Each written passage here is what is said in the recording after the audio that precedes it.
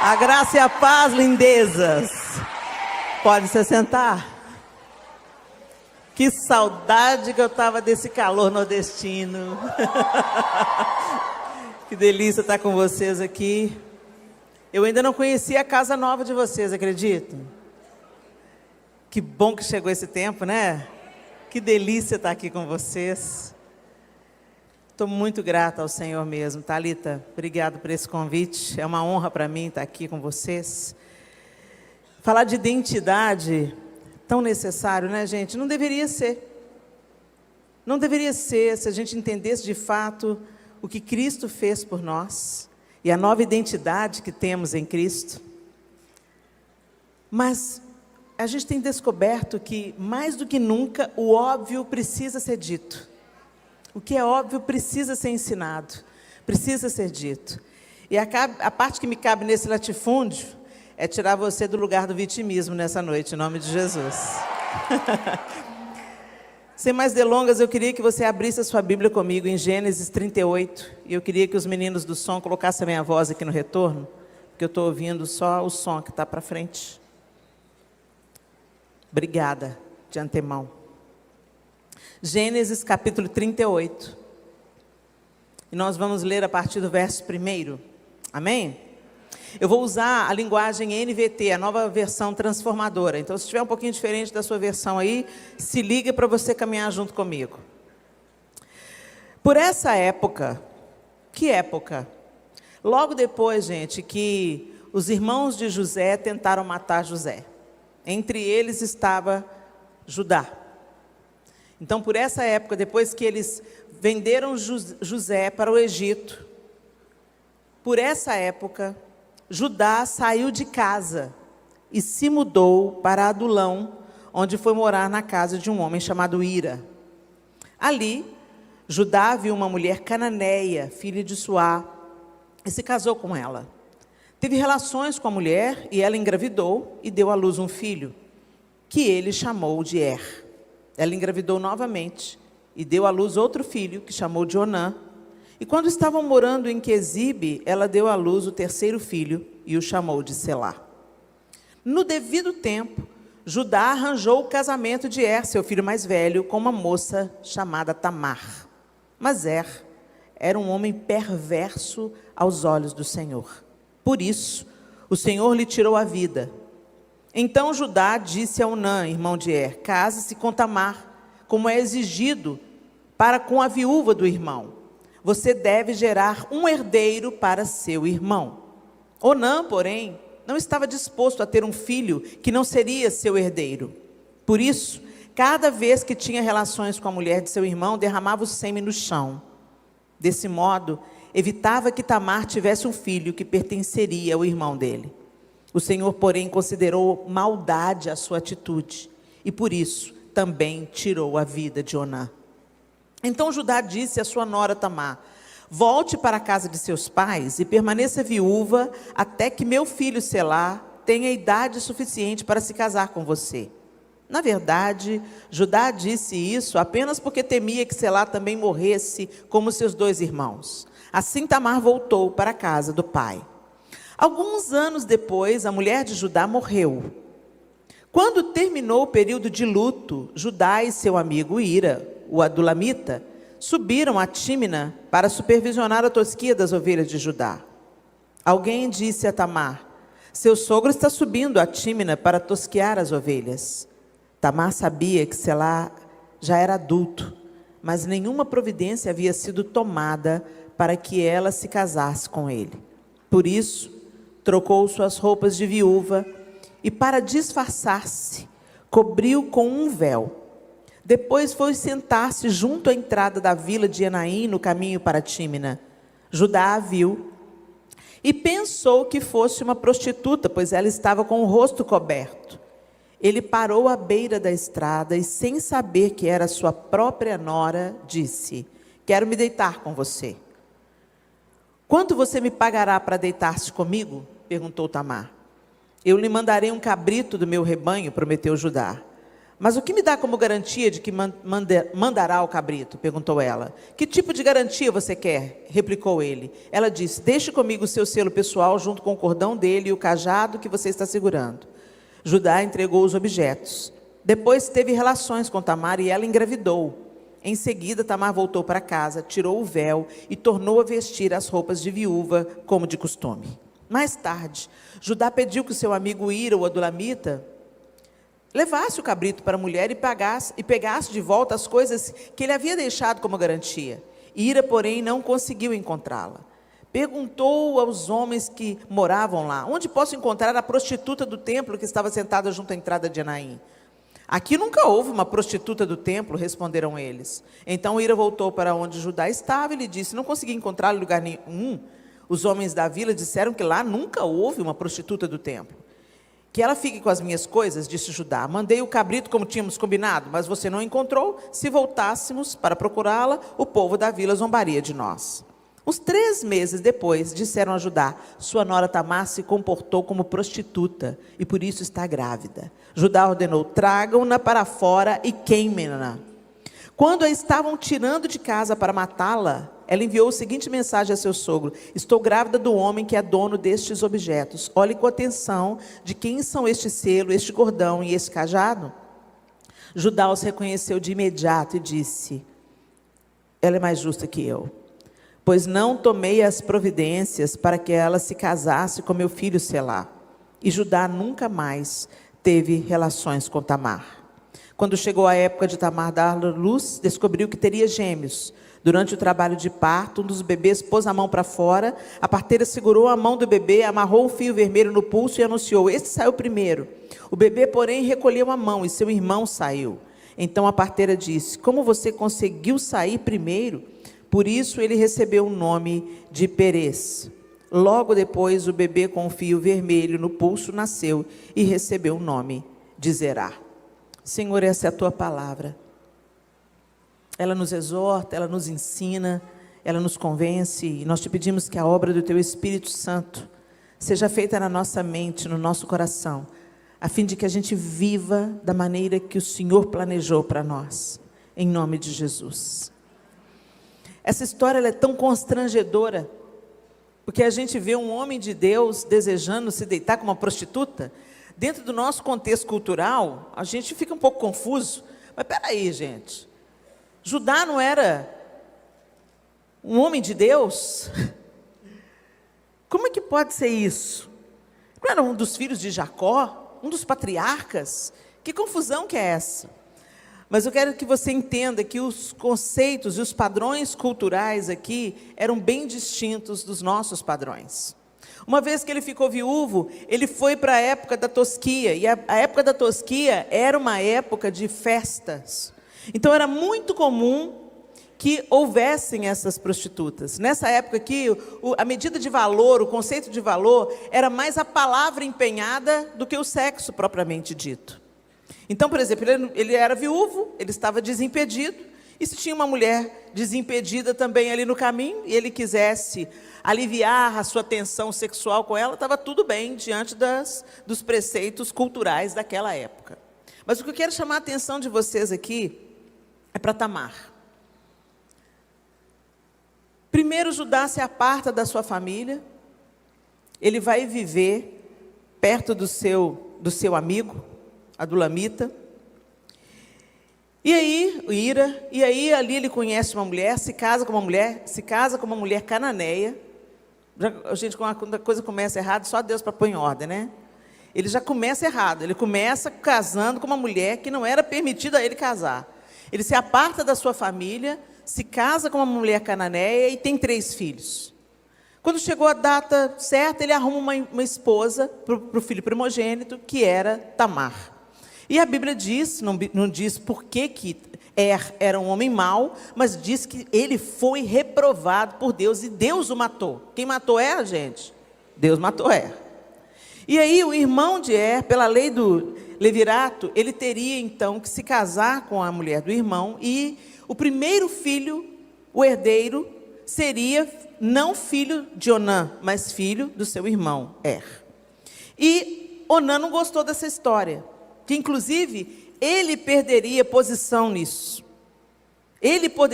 Como o irmão morreu, ele passava a ser o primogênito. Se ele gerasse um filho para o irmão, então o primogênito passaria a ser o filho do irmão. Então o cara estava ligado em grana, mas ele não deixou de se deitar com a mulher do irmão. Então olha a falta de caráter desse homem. E Tamar sentia isso na pele, porque na hora que ele tinha relações com ela, ele deitava o sêmen na terra. Ela sabia o que ele fazia na hora. Imagina a humilhação, ela sabia que ele não queria suscitar descendentes. Então o que ele queria? Abusar dela. Ele queria só usar Tamar sexualmente. Sério isso, né, gente? E o Senhor viu isso. E o Senhor reprovou essa atitude. E o Senhor também matou-a. Mas aí, o que Judá falou? Meus filhinhos não têm culpa. Ela que é uma viúva negra. Ela que é todo que deita com ela morre. Por isso que ele não quis dar o terceiro filho. Que ainda era jovem, ela precisaria guardar o tempo da viuvez e esperar esse menino estar pronto para o casamento, para ele então suscitar descendência para os seus irmãos mortos. Mas o que Judá fez no devido tempo? Nada. Ficou quieto, ficou calado. Então agora eu quero que você imagine o coração de Tamar. O nível de exposição, de abuso. Ela teve que voltar para a casa do pai, e ele não liberou ela, falou assim, olha, vai, tira as vestes da sua viuvez, vai procurar outro marido, né? Lá na frente não foi isso que Noemi falou com Ruth e com Orfa? Ele falou, olha, vai, volta para o Deus de vocês, para a terra de vocês, e arruma outro marido para vocês. Liberou as meninas, mas não foi isso que Judá fez. Judá mandou a nora dele voltar para a casa do pai, guardar luto como uma viúva e esperar. Então essa Tamar, ela foi abusada de todas as formas, psicologicamente, sexualmente, e a gente não sabe o que fazia, por que era mal. Por que foi reprovado diante dos olhos do Senhor? Mas a gente já sabe que de saída, Tamar não tinha um marido santo, não. Não tinha um bom marido, não. Então dá para você imaginar isso? Uma mulher que casou mal a primeira vez, uma mulher que foi abusada sexualmente no segundo casamento, que ela sabia o que ele estava fazendo. Ela podia não contar para as pessoas, mas ela sabia o que ela estava passando. E finalmente ela foi abusada pelo próprio sogro, que mandou ela embora, guardar a viuvez, mas sonegou e escondeu o seu terceiro filho, como se ela fosse a culpada da morte dos filhos. Mas essa mulher se ergueu. E a gente olha para ela e fala, você é doida. Essa mulher é doida. Como assim que ela foi deitar com o próprio sogro dela? Gente, naquela cultura, naquele contexto cultural, a viuvez para uma mulher sem filhos era uma exposição muito grande. Essa mulher poderia passar fome. Não é como hoje que a gente, por exemplo, se Deus não permita, a gente fica viúva, a gente consegue um emprego, a gente tem uma rede de apoio, a sogra olha os filhos. Gente, era completamente diferente nessa época. Era completamente diferente nesse contexto social.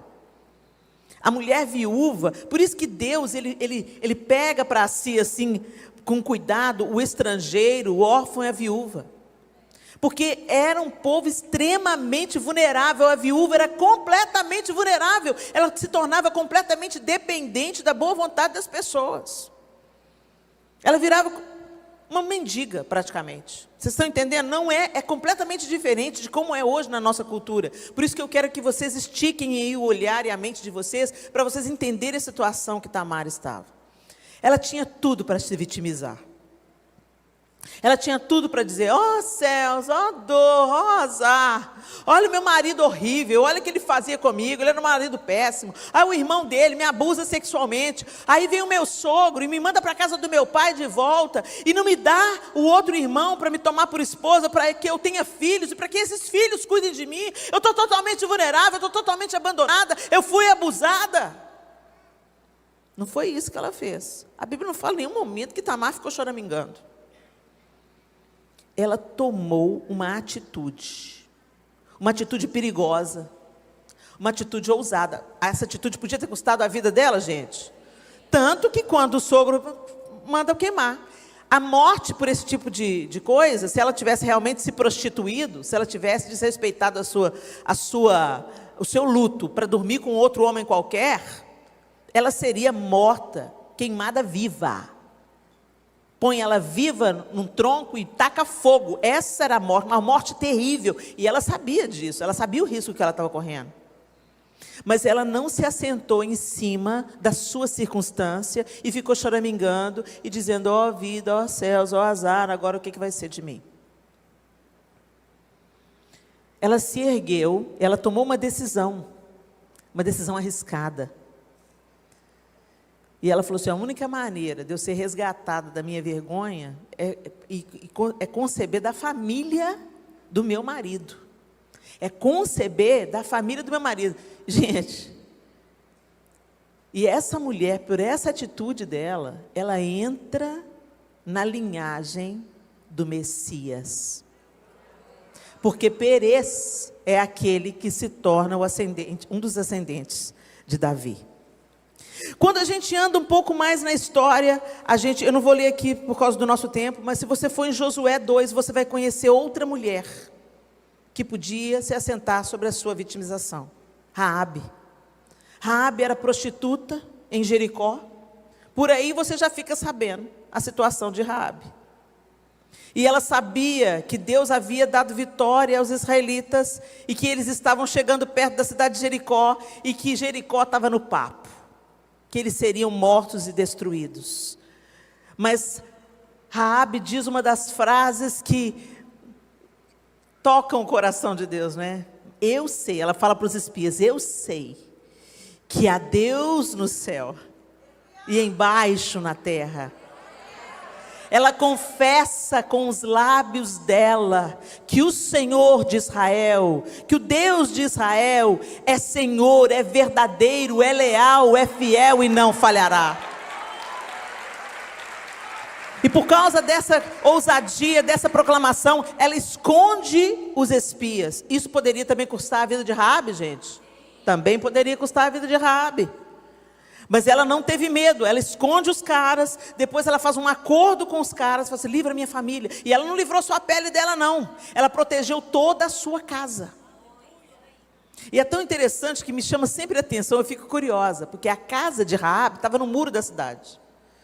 Mas as muralhas não ruíram. A casa dela foi preservada, gente. Eu fico imaginando tudo em volta caído e a casa de Raabe em pé. Porque Deus faz isso. E aí Raabe vai morar no meio do povo de Israel e anos mais tarde se casa com Salmão. E olha aí uma prostituta na linhagem do Messias de novo. E finalmente, quando você lê em Ruth, capítulo 3, você vai conhecer outra estrangeira. Todas elas estrangeiras. Tamar, estrangeira. Raabe, estrangeira. Ruth, estrangeira. Duas delas viúvas, uma delas prostituta. E aí Ruth também faz uma declaração: onde quer que tu fores, irei eu. O teu povo é o meu povo e o teu Deus é o meu Deus. Bendito seja o nome do Senhor. Ao invés delas ficarem murmurando, Tamar não ficou choramingando. Tamar tirou as vestes de viuvez, se disfarçou. Ela não se vestiu de prostituta. Ela colocou um véu para ocultar o rosto. Quem tirou a conclusão de que ela era prostituta foi Judá.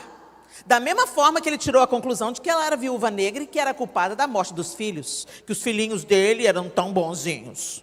Em nenhum momento ele pensou: dois ímpios que Deus liquidou. Deixa eu pregar para selar, para ver se esse aqui se salva. E deixa eu pregar para mim mesmo, deixa eu reconciliar com a minha família, deixa eu voltar para casa, consertar minha vida, porque desde que eu saí e casei com uma mulher cananeia, que a coisa ficou feia para o meu lado. Não, em nenhum momento ele coloca a culpa nele. Mas Tamar não ficou lá, ó vida, ó céus, ó azar. Ela tirou as vestes da viuvez, foi lá, se disfarçou para não ver que era ela, se assentou e falou, vamos ver o que vai dar. E ele caiu como um patinho, deitou com ela engravidou. E no final, o próprio sogro falou, ela é mais justa do que eu. Finalmente, ela trouxe esse cara de volta para a razão. E Deus a colocou na linhagem do Messias. Raabe é a mesma coisa. Ela não fica lá assim, agora eu vou morrer. Ai meu Deus do céu, o Deus de Israel vem aí, estou condenada, vou morrer. Não, ela não ficou assim não, gente. Ela falou, peraí, põe esses espias para dentro, vem aqui, vem cá. Vamos ter uma conversa, sabe? Ela era proativa, ela pôs o pescoço dela a prêmio. A gente tem que ter coragem para sair do vitimismo. É mais fácil ficar culpando os outros. A culpa é da minha mãe. A culpa foi do meu abusador. Me abusaram, me traíram, me trocaram por uma menina mais jovem. Para! Você não pode mudar o que te fizeram, mas você pode mudar o que você vai fazer com isso. Você pode escolher. Em nome de Jesus.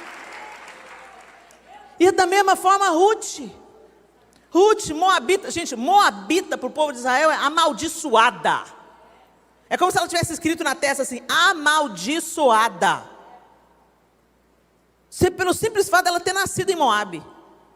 Como se não bastasse ser Moabita, ainda era viúva. E pobre. Ela volta, 2 viúvas, Noemi também era. Aí a gente vê o reflexo do que significava viuvez naquela época de fato. Ela ficava catando as espigas que sobravam. Boaz até falou, deixa cair mais algumas. Mas você vê a proatividade de Ruth também. Ela não tinha medo de trabalho. O pessoal já fala, não, essa menina está trabalhando desde a hora que ela chegou. Tinha tempo ruim para Ruth, foi lá, a sogra falou, vai lá, e ela foi catar. E Boaz já pôs o olho nela. Eu tenho que ir para mim, que ele já viu a formosura da moça. Quem que é aquela lá? E ela falou assim, essa aí é a parenta de Noemi. Ela está trabalhando desde a hora que chegou. E ele já falou, então cuida da menina, não molesta a menina. Porque a viúva, ela ficava tão vulnerável, ainda mais ela sendo moabita, que ela podia ser estuprada, gente. Ela podia ser violentada. Ele pergunta assim, a quem pertence aquela moça? Vocês entendem o contexto que a mulher estava inserida? Ela tinha que pertencer a alguma coisa. Ela tinha que ter um pai ou um marido. Ou um irmão mais velho zelando por ela. Se não tinha nenhum homem zelando por ela, ela era de ninguém, ou de todo mundo. Vocês estão entendendo? Era uma situação realmente de fragilidade, de vulnerabilidade. Mas ela foi lá, arregaçou as mangas e começou a trabalhar, e ela trazia as espigas, e ela foi proativa. A sogra começou a aconselhar, hoje você vai tomar um banho, vai passar um perfume, vai deitar lá nos pés de Boaz, e ela era obediente à autoridade constituída sobre ela, que era Noemi. E nenhuma dessas 3 mulheres permaneceram no lugar da ferida, do abandono, da viuvez, do opróbrio. Eu quero dizer para você o que você está fazendo com a sua vida, minha irmã. Porque na genealogia de Mateus, ele destaca essas 3 mulheres. Ele diz, Judá gerou Perez e Zerá, cuja mãe foi Tamar. Na genealogia de Mateus, ele cita mulheres estrangeiras e vulneráveis. Perez gerou Esrom, Esrom gerou Arão, Arão gerou Aminadab, Aminadab gerou Naasson, Naasson gerou Salmão, Salmão gerou Boaz, cuja mãe foi Raabe. Boaz gerou Obed, cuja mãe foi Ruth. Raabe era sogra de Ruth. Obed gerou Jessé, e Jessé gerou o rei Davi. Davi gerou Salomão, cuja mãe tinha sido mulher de Urias. Olha a outra vulnerável aí. Betseba. Betseba, o que ela estava fazendo? Tomando banho. Gente, quem estava no terraço era Davi. Quem estava no lugar errado era Davi. Não era Betseba. E eu não estou fazendo um discurso feminista, gente. Porque o próprio profeta Natan chama ela de cordeirinha. Ela foi a vítima. Deus repreendeu, foi a Davi. Davi pecou, Davi errou. Mulher não tinha vez não, gente. O rei pôs o olho em cima, desejou. Na hora que ele perguntou, de quem que é aquela mulher que eu vi tomando banho? Fala, ela é mulher de Urias, seu soldado, seu valente, está na guerra por sua causa. Ali era para ele ter recuado. Ali era para ele ter voltado atrás. É mulher do meu amigo é homem, sabe aquele ditado? Mas não foi isso, a mesma obstinação que Davi, gente, a mesma qualidade de caráter que a gente tem para vencer, pode nos derrotar. Então presta atenção, a mesma obstinação, coragem, força e foco que Davi teve para vencer Golias, foi o que ele teve para possuir Betseba. Então cuidado, se você não põe as suas características nas mãos de Deus, o diabo não vai desperdiçar a mão de obra não, tá? Então agarra com Deus, agarra com o Senhor.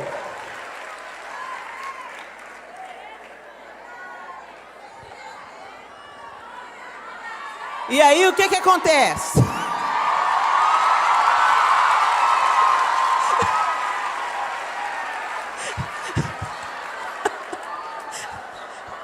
Essas meninas. Ai, meu Deus do céu. Me deixa pregar, Camila. Mas aí, gente, Mateus também cita Betseba. Outra mulher. Gente, ela estava na casa dela, se purificando dos seus dias de menstruação, da sua impureza da menstruação, tomando banho. Davi, que devia estar na guerra, estava no terraço. E quem já foi na cidade de Davi, lá em Israel, sabe que é um lugar mais alto, você vê tudo embaixo. Não tinha janela como a gente tem aqui hoje, não, gente. Eu tenho certeza absoluta que Betseba não esperava ser vista por ninguém, que não era nem para o rei estar em casa. E naquele balcão era o rei que subia. Era o aposento pessoal dele. E ele viu, gostou do que viu, desejou o que viu, perguntou de quem era, viu que tinha dono, mesmo assim mandou buscar. Deita aí. Ele tinha um tanto de mulher, gente. Davi tinha um tanto de mulher. Ainda tem gente que fala que Davi gostava de outra fruta, mas o povo não lê a Bíblia, né? O problema dele era outro. Aí vai lá, possui a mulher do amigo, a mulher engravida. Gente, você já imaginou a aflição de Betseba? Ela manda falar, estou grávida. Estou grávida. E aí ele manda buscar o marido. Tenta fazer o marido deitar com ela para camuflar o pecado dele. Urias era leal demais, ele manda Urias com a sua própria sentença de morte para a linha de batalha. O pessoal fala, as mãos de Davi não puderam construir o templo porque as mãos de Davi estavam sujas de sangue. Não era de sangue das guerras que Deus mandou ele lutar, não. O sangue que sujou as mãos de Davi era o sangue de Urias. Foi por isso que ele não pôde construir o templo. Por causa desse assassinato. Agora você imagina, ela grávida, viúva, tinha tudo para se vitimizar, não tinha? Esse rei maldito me tomou, matou meu marido, mandou matar meu marido,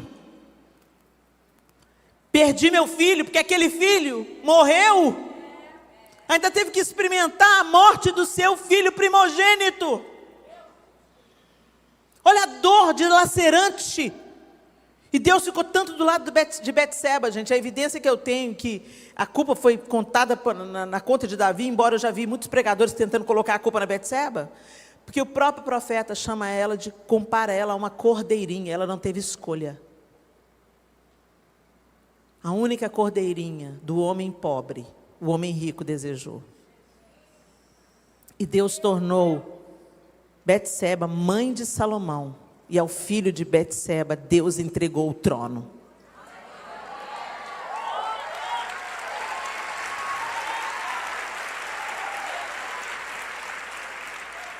As 4 mulheres que eu citei, elas tinham tudo para se revoltar, para amargar igual Mical. Mical também foi abandonada. Davi podia ter mandado buscar Mical, gente. Ela ajudou Davi, ela deu escape para Davi, ela ajudou ele a fugir do pai dela. Por que ele não levou ela junto? Ok, porque ele estava em fuga. Mas depois ele não mandou buscar a mulher de Nabal? Ele não casou com Ainoã de Jezreel? Ele já não tinha outro. Por que ele não mandou buscar a primeira esposa dele? Por que ele não mandou buscar Mical? A gente pensa que Mical, ela amargou naquela hora que ela olhou Davi na janela e falou assim: que vergonha, ridículo, um rei dançando com as vergonhas de fora. Não, gente, ali ela só estava manifestando a dor que ela acolheu, a amargura que ela nutriu. Porque Davi não só buscou, mas quando finalmente o pai dela deu ela para outro homem, Davi mandou então tomar do outro homem. E o outro homem a amava ardentemente, porque ele veio chorando atrás dela, implorando para Davi deixar ela com ele. Ele veio chorando, até que o comandante falou: volta, senão você vai morrer. Ele buscou Mical como um troféu. Por que ele não mandou buscar antes? O problema de Mical é que ela sim se deixou vencer pelo vitimismo. Ela começou a pensar. Eu tenho cá para mim, sabe, gente, que ninguém fica ruim de uma hora para outra. Ninguém fica amargo do nada. Quando você vai lendo a história de Mical, e como mulher se colocando no lugar dela, ela amava Davi, ela enfrentou o pai dela, ela podia ter sido morta por traição, por ter dado fuga ao marido, vocês estão entendendo? Saul estava doido, manda matar Mical, ela me traiu, minha filha me traiu, manda matar. Não custava. Ela pôs o pescoço dela prêmio, e eu fico imaginando Mical na esperança. Ai, tem vindo um cavalo, será que Davi vai mandar me buscar?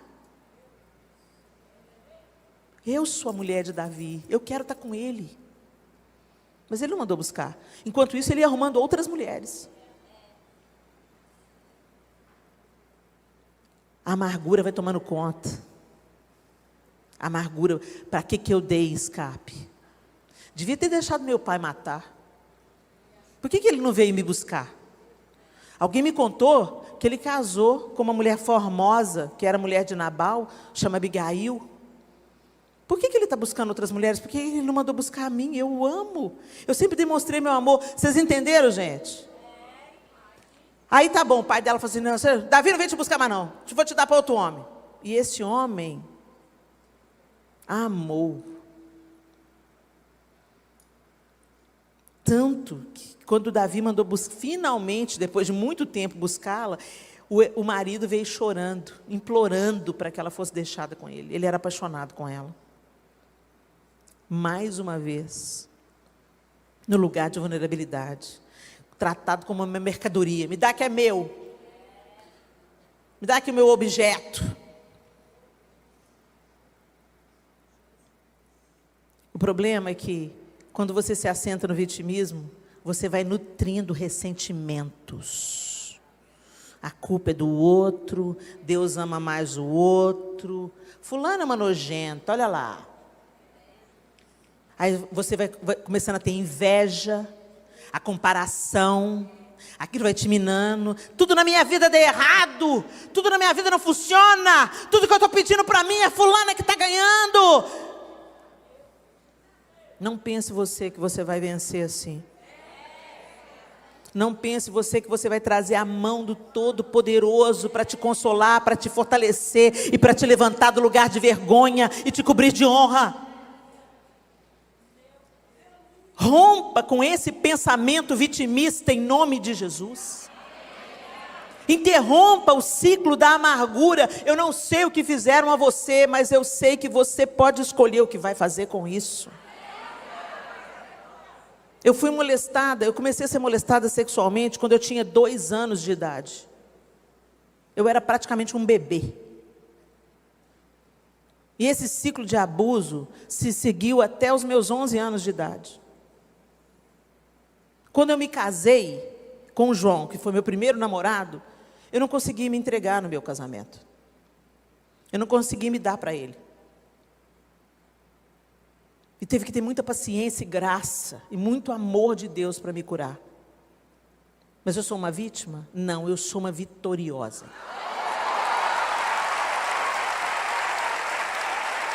A dor não te define. O que fizeram com você não define quem você é. O Senhor é aquele que te levanta, o Senhor é aquele que te dá um propósito, o Senhor é aquele que vem te cobrir, curar suas feridas, te dar um novo propósito, um caminho e uma esperança. E eu fui curada através do amor do meu marido.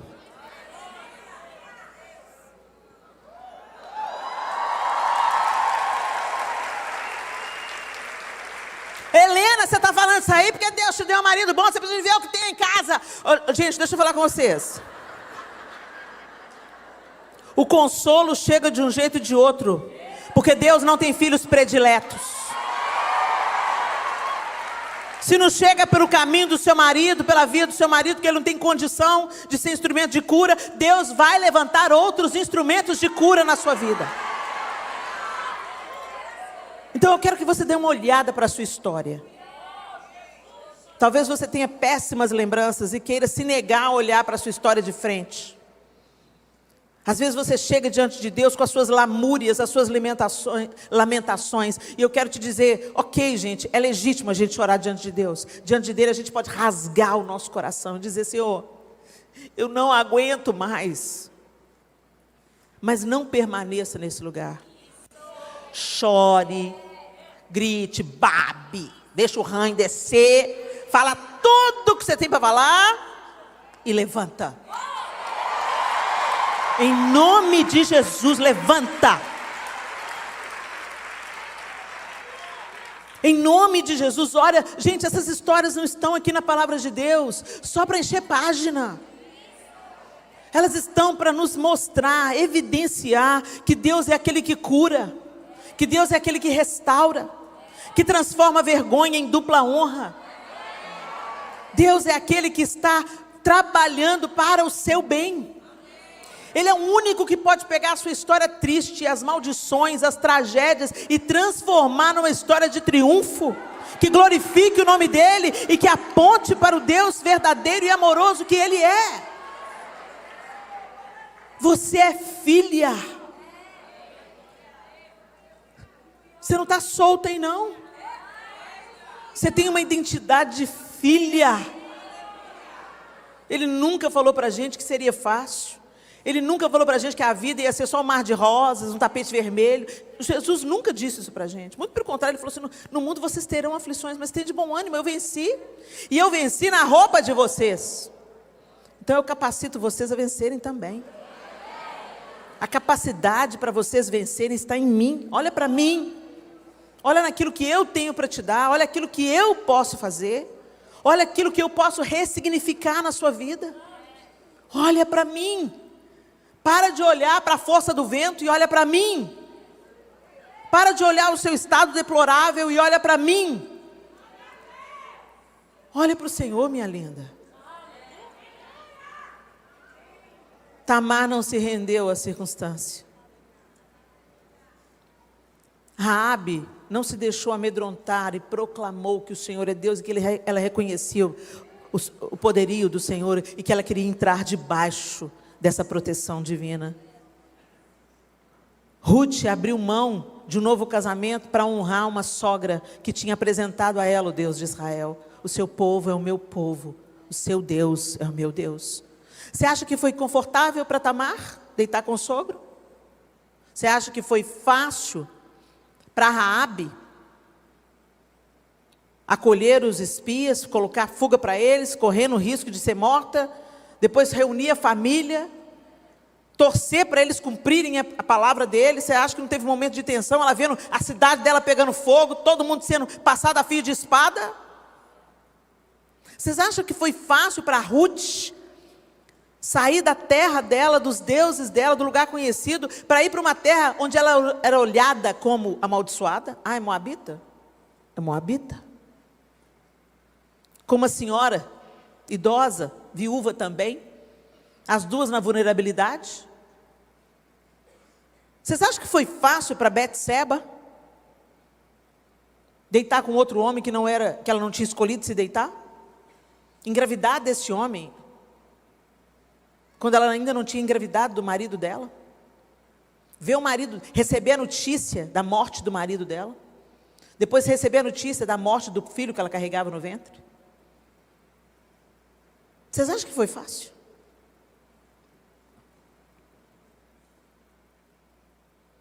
Não é fácil, mas nós estamos muito bem acompanhadas. Se o Senhor é por nós, quem será contra nós? Aí a gente lembra da Cassiane, né? Deus vai na frente, abrindo caminho, quebrando as correntes, tirando os espinhos, ordena os anjos para contigo lutar. Ele abre as portas para ninguém mais fechar. Ele trabalha para o que nele confia, caminha contigo de noite ou de dia. Erga suas mãos, sua bênção chegou. Comece a cantar. Com muito louvor, com muito louvor, com muito louvor. Ele vai adiante de você, Ele te cura, te levanta, te redireciona. Mas entenda, é o Senhor quem faz todas as coisas, mas nós temos que nos levantar e nos posicionar para que Deus haja através da nossa atitude. Como Ele fez com Tamar, como Ele fez com Raabe, como Ele fez com Ruth, como Ele fez com Betseba. Feche os seus olhos.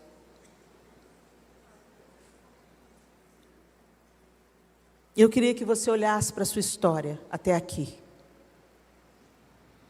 Talvez tenha coisas terríveis que você vá se lembrar. Traição, abandono, abuso físico, abuso sexual, adultério, traição.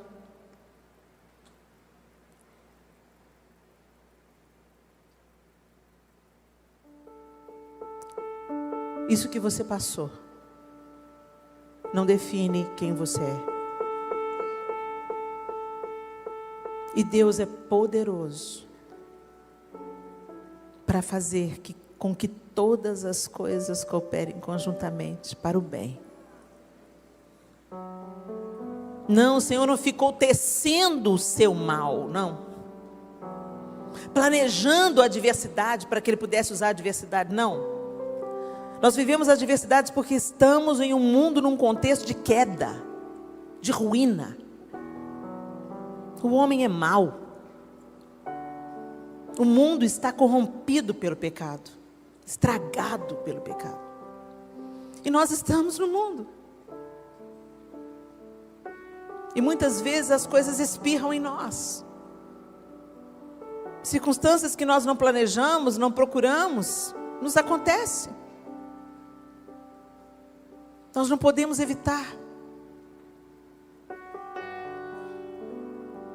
Mas nós podemos deixar os cacos aos pés do Senhor, que reconstrói todas as coisas. Ele é o único capaz de mudar a nossa sorte, de recalcular a rota, de mudar o nosso destino. E de nos fazer consolar outros com a mesma consolação com que fomos consolados. Você tem os seus problemas, suas dores, eu também tenho as minhas. Mas nós não somos definidas pelas dores, pelas faltas, pelas falhas, pelos fracassos. Deus usa esse material para nos fortalecer e para nos formar, nos transformar em instrumentos da sua graça na vida de outras pessoas. Então, ao invés de ficar perguntando para Deus, por que Deus? Por que Deus? Por que Deus? Fale, Senhor, eis-me aqui. Muda a minha história. Eu me alegro porque se eu estou aqui é porque o Senhor me trouxe até aqui. O Senhor me fez sobreviver a isso que eu passei. O Senhor me fez sobreviver àquilo que me fizeram. E tem aquele ditado, né, que diz: o que não me mata, me fortalece. E é isso que Deus faz conosco. Então, não se afaste da sua fonte de cura. Porque o vitimismo nos leva para a amargura, para a comparação, para a inveja, para a insatisfação com aquilo de bom que temos. A gente não consegue enxergar nada de bom, só os traumas, os dramas. E a vida não é feita só de traumas não, gente. No meio da diversidade, no meio de tanta história ruim. Eu tive uma infância marcada pelo abuso, mas eu tenho tantas boas lembranças da infância. Tem coisa ruim acontecendo, mas tem muita coisa boa acontecendo também. O vitimista é aquele que só coloca os olhos nas coisas ruins. E o Senhor nos convida para a gratidão. A gratidão nos liberta do vitimismo. E nos faz reposicionarmos, nos erguermos com outro olhar sobre a vida. E entendemos que o Deus de toda a esperança é nosso Pai. É o nosso Pai. Fique de pé no seu lugar, vamos orar.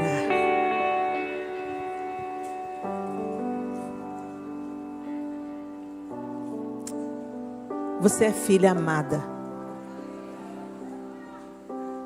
E Deus não tem filhos prediletos. E essa frase é tão repetida.